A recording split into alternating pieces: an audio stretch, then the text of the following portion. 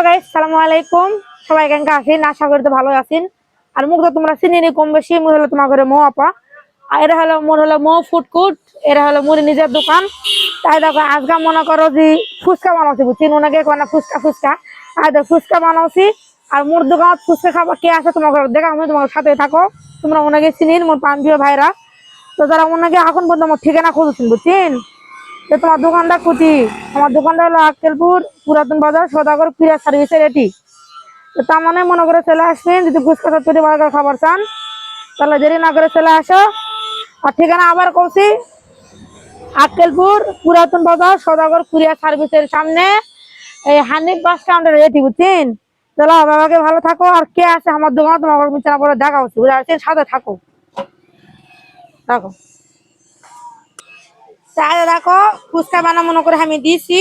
আর I দেখো কে আছে তোমার চিনি নাকি কম বেশি হলো, আমাকে তো স্বপন ভাই, সোনাকে অবশ্য সবাই চিনিন। ভাই হলো আমার মধ্যে কন্টেন্ট ক্রিয়েটার, সঙ্গে আক্কেলপুর থানার মানুষ, আমরা আগে এলাকার মানুষ। তো মনে করো যে খাই দায় হচ্ছে। তো ভাই ফুচকা খাবার আছেন নাকি? ভাইয়ের বাড়ি কোনটি? আমার বাড়ি চন্দনদিঘি বাজার আপু। সেই ফুচকা আপনার। আর আগের আগে রাখো খাবার আসছেন ভাই? হ্যাঁ আপু, আসছিলাম। সেই স্বাদ, এত স্বাদ ফুচকা আপুর। আপনারা ইনশাআল্লাহ সবাই আসবেন। হ্যাঁ, ওই দিন আমি খাইছিলাম, বিশেষ করে আপুর টকটা অনেক সুন্দর। ঠিক আছে, এত ভালো টক কেউ হয়তো হয়তো বা তৈরি করতে পারবে না, অনেক স্বাদ লাগে আপুর টক। ঠিক আছে, আপনারা সকলে আসবেন।